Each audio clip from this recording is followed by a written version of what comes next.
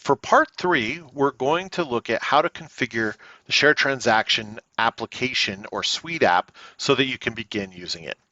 And with this, there are 3 pieces. We need to review our access level, purchase additional access if necessary, and then configure the application settings. So let's step in and see how easy this is to do. All right, so from our Advanced Intercompany Journal, now what I'm going to do is I have a tab here called Netgain. And this is where all of the setup for the shared transactions is found. We have here, I have 3 pieces: system setup, templates, and transaction sourcing. Let's look at system setup first. So this is where the setup fields that we want to do. So the first thing you'll notice here is under system features, I have use custom transactions and one-to-one line allocation. Both of these are checked. Custom transactions means that a custom transaction journal type is used when to do the allocations. It makes your general ledger work a little more efficiently. For sometimes there are some customers where you may want everything to be the traditional journal in case you leave that unchecked. One-on-one line allocation is a feature that allows you to directly post intercompany transactions without going through our worksheet. I'll demonstrate that to you later. That's where you would turn that on. Unlike shared vendor bill and some of the other features, this can be deployed to multiple different transaction types. See here is the list, and we're adding new ones all the time. For sake of this training, I'm going to just do it with the bill, but you can add these to any of these others. That's one of the paid version features. Here, I have set the receivables and the payables account to match the same accounts as the intercompany framework under the accounting intercompany preferences tab. We wanted to source those in automatically. However, through a quirk, you can't reach those fields to source us in. So our recommendation as a best practice is to make these two match the intercompany preferences accounts as well.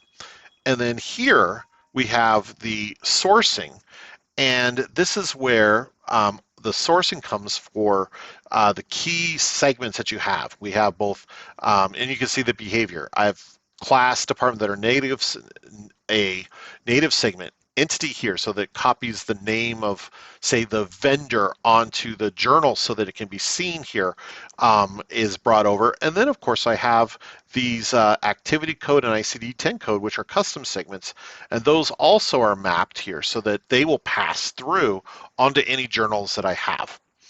All right. The second piece is my license and usage. You can see that this tier is demo account, test drive account, unlimited. There's sandbox unlimited, then there's the free version, and then there is the paid tier for the active. And if you find yourself wishing to purchase that for these paid modules, all you need to do is go to the sync license, and then it will open up a page that will take you to the area where you can actually upgrade the license. You bring it back in when the sync is complete. You can see that it will then take you here to where is that? I hit the sync here, and so now it's updating it and it's syncing the permissions.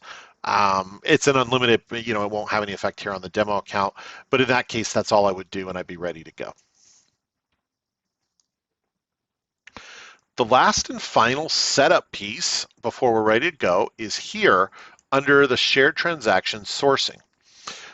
When I bring up the sourcing, this is what links various segments from different transaction types so that field values get passed along.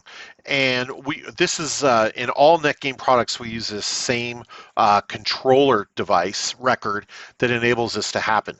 And what this will let you do is make sure that all your custom segments come through. And then on that source list, here you can see that most of these came in automatically. If I found myself needing to have a new source list coming in, it's a very simple setup record found in our knowledge base. I won't go through setting one up here, but it's really a matter of just coming the name, identifying what custom segment I want to use, identifying which column, and as this get filled in, it will then identify to which column I want to copy. So it's like set, I want this column from this transaction to go to here onto this journal entry, and it's that simple. With that, that will actually complete everything that we need to do to be able to set up and actually run the shared transaction allocations. On our next video, we'll actually get in and start using the tool. Thank you.